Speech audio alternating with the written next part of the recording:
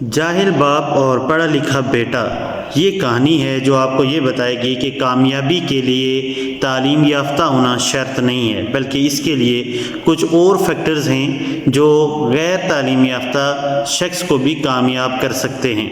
تو ایک ایسا شخص تھا جو بوڑھا آدمی تھا اور وہ سڑک کے کنارے برگر بیچا کرتا تھا۔ وہ اخبار نہیں پڑھ سکتا تھا چونکہ وہ تعلیم یافتہ نہیں تھا۔ وہ ریڈیو نہیں سن سکتا تھا کیونکہ وہ بہت اونچی آواز سنتا تھا، اور اسی طرح سے وہ کوئی بڑی ٹیلی ویژن نہیں دیکھ سکتا تھا چونکہ اس کی جو بینائی تھی وہ کمزور تھی۔ لیکن وہ برگر بیچتا تھا، اور وہ برگر جب بیچنا اس نے شروع کیے تو وہ بہت کامیاب بزنس اس کا شروع ہو گیا۔ چلتے چلتے جو ہے وہ ایک بڑا بزنس مین کے طور پر سامنے آنے لگا، وہاں لوگوں کا رش بڑھنے لگا۔ پھر یوں ہوا کہ وقت کے ساتھ ساتھ جب رش بڑھنے لگا تو اس کا بیٹا جو گریجویشن مکمل کر چکا تھا، اس نے یہ فیصلہ کیا کہ میں اپنے بوڑھے باپ کا ہاتھ بٹاؤں۔ اس کے کاروبار میں اس کا معاون اور مددگار ثابت ہونے کے لیے اس نے اس کے کاروبار کو جوائن کیا۔ جب اس کے کاروبار کو اس نے جوائن کیا تو کچھ ہی عرصے کے بعد اس نے کہا، چونکہ وہ بیٹا تعلیم یافتہ تھا تو حالات عذرا پہ اس کی نظر بھی تھی، اس نے کہا کہ والد صاحب، جو دنیا کے معاشی حالات ہیں وہ انتہائی خطرناک ہیں، اور ہمارے ملک کے حالات تو ویسے ہی بہت خطرناک ہیں، تو آنے والا جو دور ہے اس کے اندر ہمیں مشکلات کا سامنا کرنا پڑے گا، جس کے لیے ہمیں پیشگی جو ہیں کچھ اقدامات لینے ہوں گے۔ تو یہ بات سن کر جو اس کا والد تھا، اس نے جو سامان تھا، انگریڈینٹس تھے برگر کے، وہ کم لانا شروع کر دیے۔ تو یوں ہوا کہ آہستہ آہستہ لوگوں کا رش بھی کم ہونا شروع ہو گیا، اور ایک وقت ایسا آیا کہ اس کا جو کام ہے وہ بالکل ختم ہو گیا، نہ ہونے کے برابر ہوا، بلکہ اس طرح ہو گیا کہ جس طرح سے اس نے ابھی کام کا آغاز کیا تھا۔ تو کام میں جو مندی تھی، یہ جب اس نے دیکھی تو وہ والد جو ہے وہ بڑا پچھتایا کہ میں نے اپنے تعلیم یافتہ بیٹے کی اس مشورے کو، اس ذہانت کو اور اس مہارت کو نگلیکٹ کرتے ہوئے میں نے اس مشورے کے اوپر من و عمل کیا، اور آج جو ہے وہ میں اپنا کاروبار ہی اسپائل کر بیٹھا۔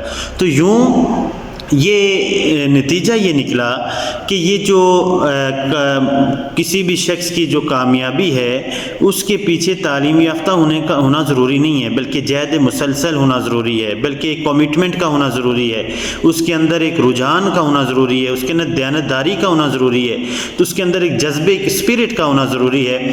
تو ہمیں یہ کسی بھی وقت کوئی بھی فیصلہ کرتے ہوئے اس چیز کو مد نظر نہیں رکھنا چاہیے کہ جو مشورہ ہے یہ تعلیم یافتہ دے رہا ہے، بلکہ ہمیں یہ دیکھنا چاہیے کہ معروضی حالات کیا ہیں اور واقعات کیا ہو سکتے ہیں۔ ذہانت کو اور جو اہلیت ہے، ان دونوں کو الگ الگ رکھ کے ہمیں جو ہے اس کا ڈیفرنس رکھ کے فیصلہ لینا چاہیے۔